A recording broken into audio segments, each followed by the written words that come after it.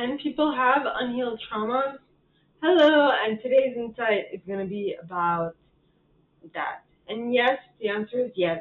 Usually they come up as triggers, things that really trigger them.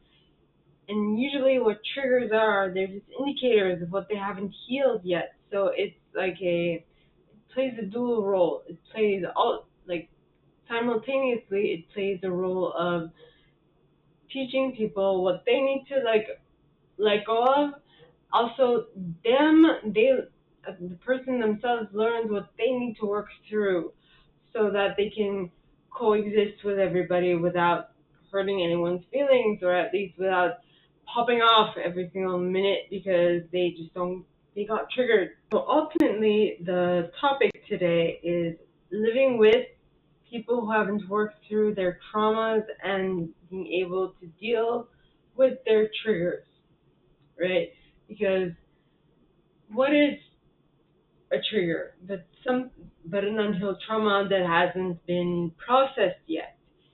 And usually you can't force someone to process an unhealed trauma because they want to stay away from it. But what you can do is you can bring it to the surface and let them know that that you have an issue with this. And technically, people don't feel like when they do that, they are actually being a friend. They think that they are, I'm talking about people who themselves have triggers or who themselves haven't worked through their past trauma. But when you have worked through your past trauma, then you're like, you know what? I cannot deal with this, which is you having a trigger, you being triggered by the fact that they are being triggered. So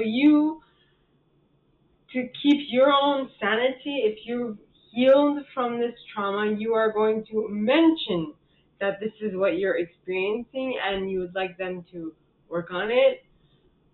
That would be the best way to keep the relationship going. If you don't do that, then both of you will get triggered, and both of you, the relationship might not,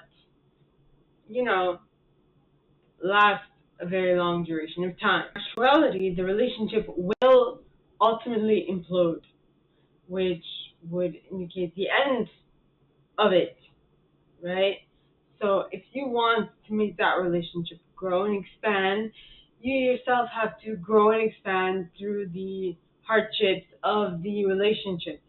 And so sometimes I feel like people I know I've been through this, so I can't really say I'm exempt from this, but generally people say this is a karmic or this is something or other, but in reality a karmic can become a soulmate, because technically everyone on this planet is a soulmate of yours, just at different periods of time in different lifetimes.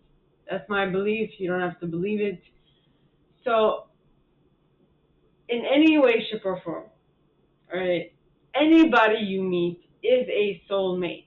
Anybody you see is a soulmate. The only difference is how are you reacting to the encounter?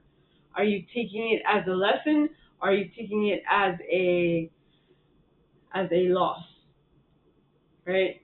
So what I want you to ponder is when you have difficult relationships popping up in your life and triggering you, are you going to take it as something you can learn from, or are you completely going to shove it down? Ponder that.